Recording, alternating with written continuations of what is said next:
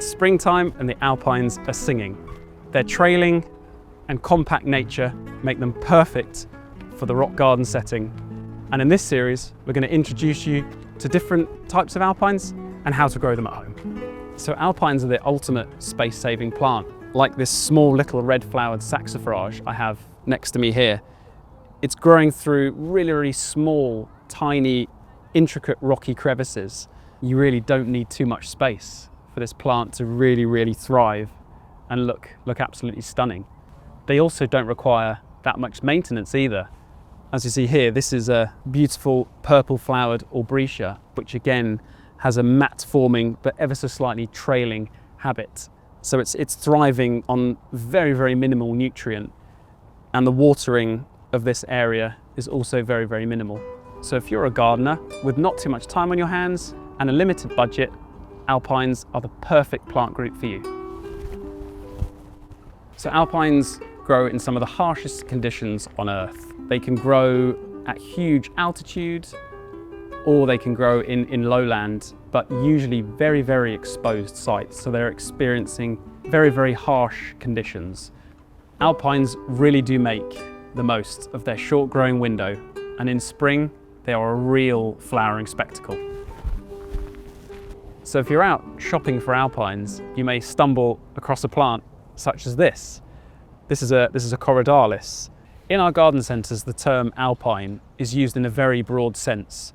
It's referring to plants that are generally of a compact nature, plants that don't take up much space. So when you're buying plants from a garden centre that are labelled as Alpines, just make sure that you're aware of the region that they come from so that you can provide them with the conditions that they require to thrive.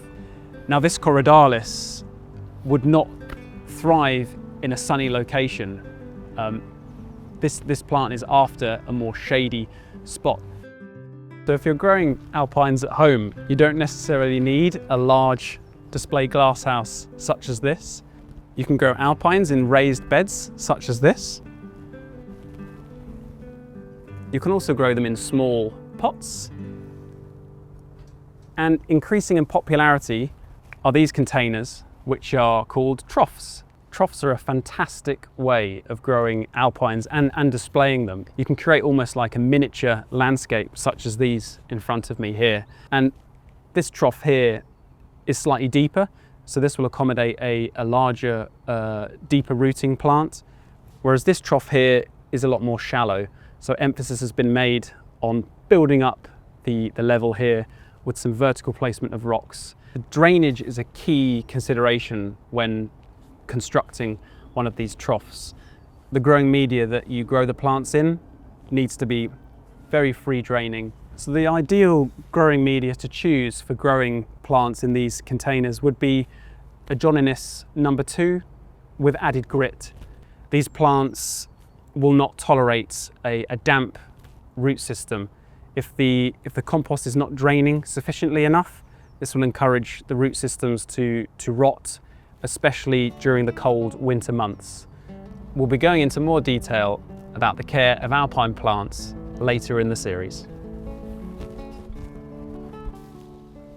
If you're looking to start your Alpine plant journey, here are some recommendations. So right here we have Pulsatilla, or commonly known as the pasque flower. And 2 weeks ago, this plant would have been at its absolute striking best. This is a perennial plant which dies back in the winter months, and when it emerges again in the late winter or early spring, you have these beautiful furry buds. Now it has gone slightly past its best, but you have these absolutely beautiful furry seed heads, still with a little bit of flower lasting at the base here.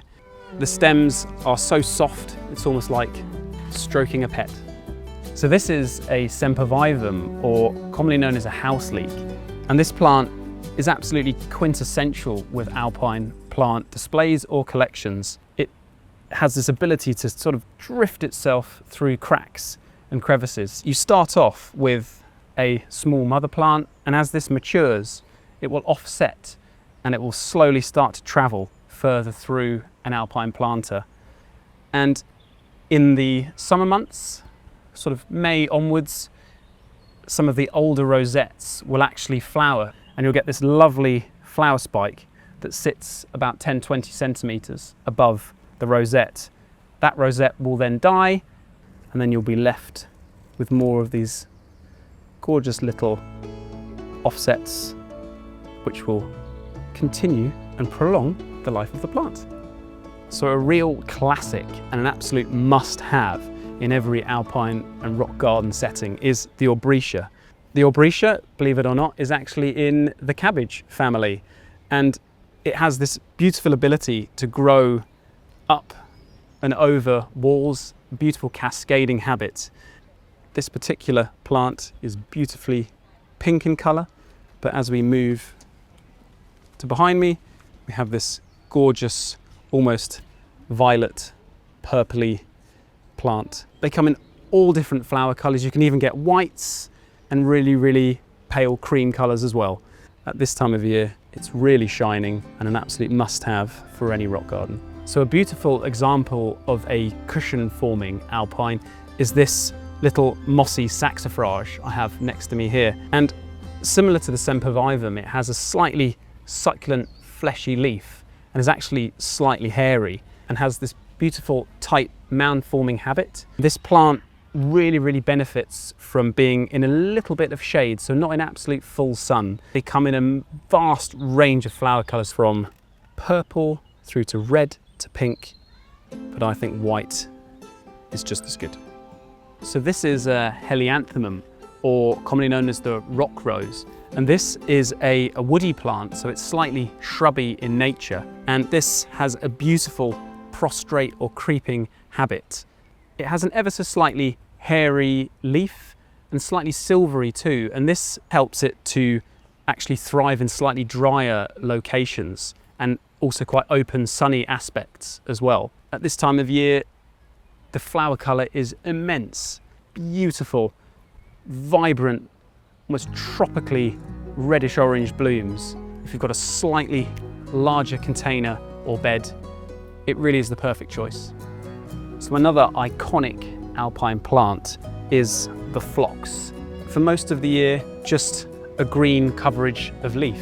But at this time of year, with all this flower, you can't even see any leaves beneath the plant. It's just absolutely covered in blooms that have a little delicate fragrance.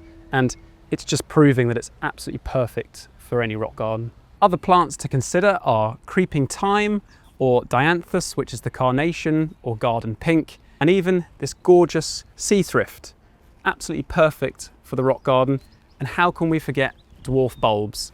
You could try snowdrops, muscari, which is the grape hyacinth, or dwarf narcissus. When considering your planting palette, be sure to consider flowering time to ensure you get a great seasonality and colour and vibrance right the way through the winter and spring seasons. And also select plants with slightly different habits. You could choose herbaceous or evergreen, or even some slight dwarf, woody, shrubs or conifers to really add extra dynamic to your display. There are so many different plants to choose from, and looking out for those that have the Award of Garden Merit will really help you make a decision as to what to buy. And once you've made your choice, you may find our next episode of interest, which is all about planting alpines and which different substrates you will need to grow them.